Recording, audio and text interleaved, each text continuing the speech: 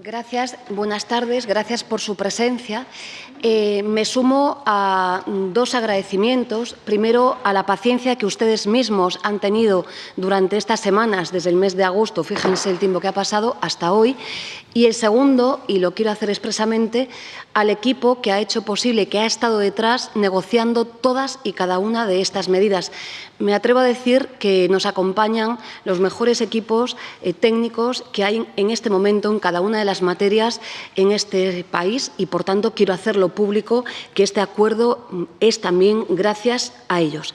El principal problema que tiene la economía española es la debilidad en cuanto, digamos, afectan dos materias. Una, la precariedad laboral y otra, los bajos salarios. El principal problema que tenemos socialmente en nuestro país es que exponencialmente los empresarios han incrementado el margen de beneficios y los salarios se han estancado o han disminuido. Y esto es justamente lo que intenta corregir este acuerdo presupuestario. Este acuerdo presupuestario intenta también corregir los recortes que el Partido Popular llevó adelante en materia de trabajo y de seguridad social. Claro, no es todo lo que nosotras queríamos, pero es un avance sustancial. ¿Qué es lo que hemos conseguido en este acuerdo? Sustancialmente, el elemento rector de la economía es la necesidad de incrementar el salario mínimo interprofesional. El impacto que tiene el incremento del salario mínimo interprofesional a 900 euros este año, como hemos arrancado, tiene, digamos que, tres impactos directos. El primero, la subida generalizada de los salarios de forma global. El segundo, piensen que hay millones de trabajadores y trabajadoras en este país que están fuera de convenio. Esto va para ellos. Es brutal el cambio que va a suponer para ellos y para ellas. Hay muchísimos trabajadores y trabajadoras que están fuera de convenio. Y tres, tiene un enorme impacto de género. Si hay alguien que está afectada directamente por la mejora del salario mínimo, somos las mujeres trabajadoras. Por tanto, no quiero dejar pasar y señalar que esto es un gran acuerdo.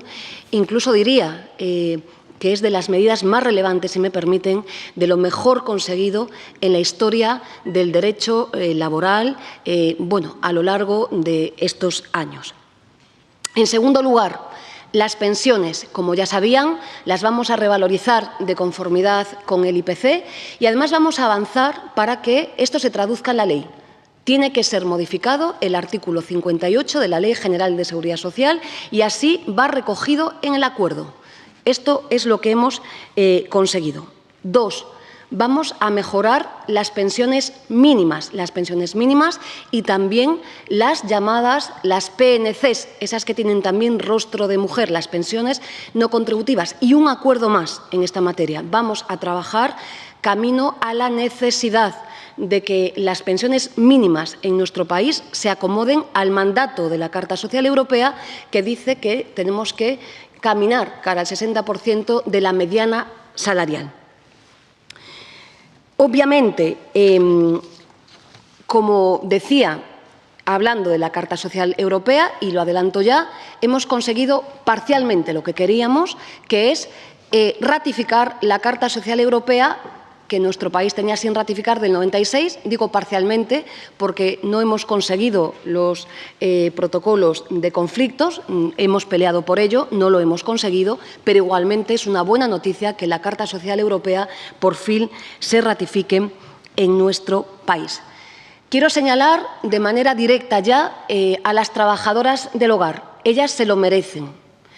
Hemos conseguido la ratificación, no es menor, del convenio 189 de la OIT y hemos conseguido que en este ejercicio presupuestario, en el 2019, se incrementen 2 tramos sus bases de cotización y adelantar que la igualación en la cotización se produzca en el año 2021. Creo que es un avance importantísimo.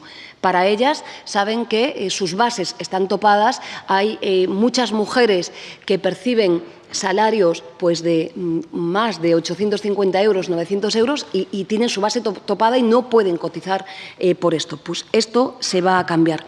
Hemos conseguido también mejorar el mundo de las trabajadoras agrarias en lo que tiene que ver con las llamadas, la cotitularidad de las explotaciones agrarias, en las que, como ustedes saben, siempre son las perjudicadas las mujeres y cotizan solamente los hombres. Hemos avanzado poco, quiero ser sincera, en las fuentes de financiación del sistema.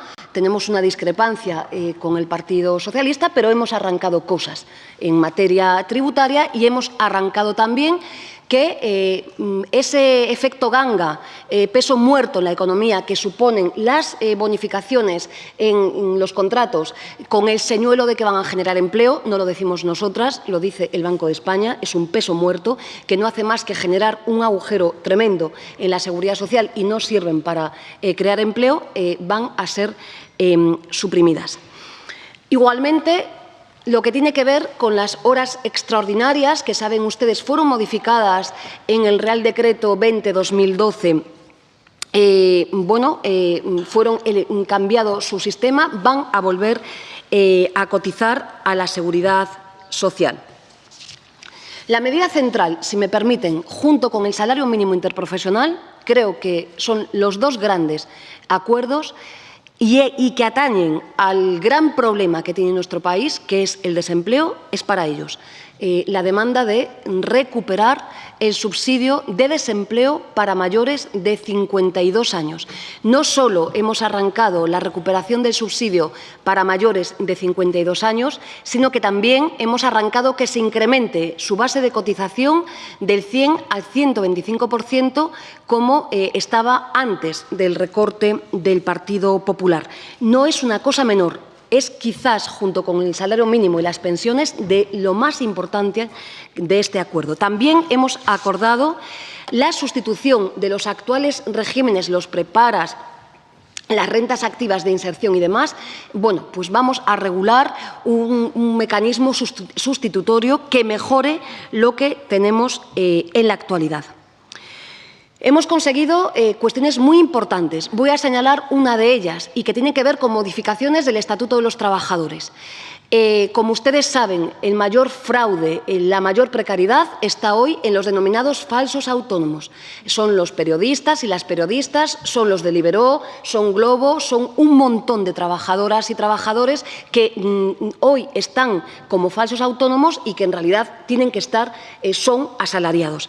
Pues vamos a modificar la normativa para que los autónomos que tan solo giren a un único facturas, a un único proveedor, desde luego habrá una presunción de laboralidad respecto de ellos. Se acabó lo que está pasando en la actualidad. 2. El mayor fraude que tenemos de precariedad se encuentra en la cadena de contratación y subcontratación y en las concesiones administrativas. Pues vamos a desvincular el contrato de obra y servicio determinado justamente de estos fenómenos económicos que además son complicadísimos, como ustedes saben, por la complejidad jurídica incluso que tienen. Y esto en relación con también la modificación y la tramitación de la modificación del artículo 42 del Estatuto de los Trabajadores.